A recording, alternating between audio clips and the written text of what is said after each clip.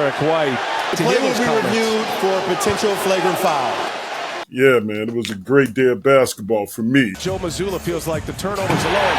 Oh, good move. Guarded by Banchero, gets inside. Eyes. Inside. Mostly everybody else are not diehard basketball fans like me from kindergarten on up. But yeah, yesterday was pretty good, man. The Indiana limit. Break on the head. Especially that whole series with the Lakers and the Timberwolves. Foul! Foul! Foul! And I just thought it was so funny that everybody was picking the Lakers because of Luka and Bron. But Luka Doncic can't stay in front of anyone. I don't care if it's a cone right there. He can't stay in front of a cone. Luka has no defense. Bron doesn't seem interested in wanting to play at all. So once again, how's your weekend, man? It was pretty good. It's pretty good. I watch basketball too. I'm indifferent on who's playing. Towns. Long three from Towns. Oh my! Karl Anthony Towns gives the Knicks the lead. I was pulling for Detroit. I was sorry to see they couldn't pull that out, but they need one more scorer, a reliable scorer. Cunningham stops, pops, good! I'm like you, man. I wanted to see Detroit win that game, man. But in the end, I mean, Cat and Brunson just did their thing. Skip to Towns. He'll let it fly and get a three. Karl Anthony Towns. They need another scorer. They need another player that will show up all the time. Tobias Harris, he's not going to show up all the time. And you have Kay Cunningham. He's still starting to get his flow, understanding of what he can and can't do. We talked about this before. Like, foreign players like Luka, they come over here and they have already been kind of mentored up to play a mature game, whereas someone like Cade didn't have that.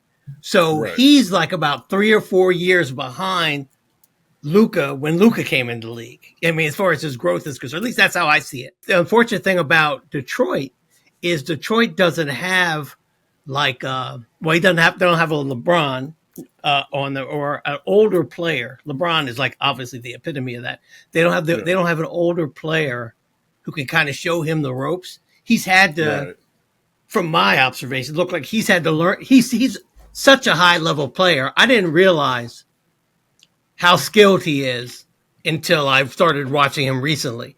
I know he went high in the draft and everything, and he went number 1, if I'm not mistaken. Yeah, he was number 1 pick. Yeah, number 1. And at that time, and during his rookie year, I could see he was a good player, but I was just like, wow, they must not have really had any really legitimate number 1s this year.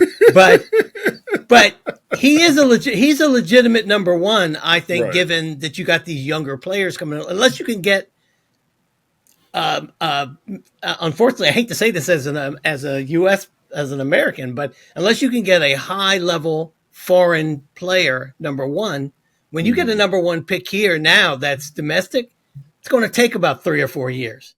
No one's coming in the league anymore like Magic. You know what I mean? There it is. It's over, and the most valuable player is Magic Johnson. That just doesn't seem that way. I mean, you're right. What you just said, go back to the part about overseas. You have everybody overseas ever since the Dream Team. Everybody's been playing catch-up. So they've been developing their players.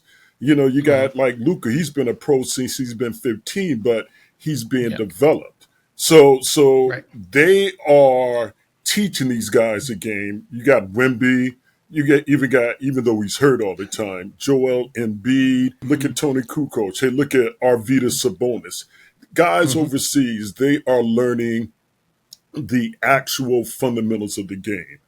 And that is their advantage right now, because here in the U.S. it's all about travel ball, sponsorship. Right.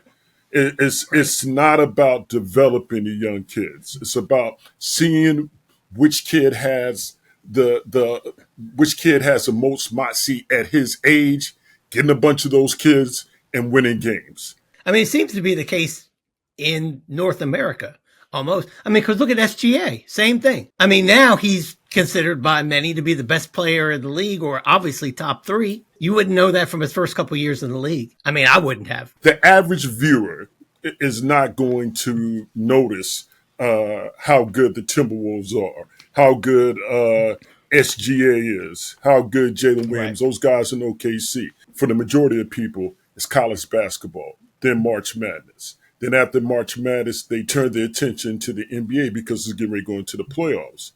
So only thing that people can, basically go on is just the average norm, what you might see on ESPN, NBA Countdown, or First Take, or whatever. So a lot of people are like surprised when they see this. So they're like, wow, I didn't know that. That goes back to what people are talking about mostly during the week. They're always talking about this GOAT debate has just gotten on my damn nerves because there's so much great stuff that you can talk about when it comes to the sport of basketball. Bron this, Jordan that. What about the guy that's beating Bron right now, Ant-Man? Have you paid attention to that? What about Nas Reed on Minnesota? Have you realized that this kid came in undrafted and the city of Minnesota loves him? There's so many great stories, so much that you could talk about, but everybody's about the hype. And so while you got countries overseas developing their players so that they can come over here and rock like Luka, Wemby, and Luka, Wemby, and Jokic, we got our guys over here just trying to get a bunch of guys who are the best third graders so far and just beating up on the other kids who haven't really developed the game yet. And so all these kids are missing out on learning the game. They take the big kid, put him underneath, and just tell him to rebound. Overseas, they take that same kid that's in the third grade, big kid.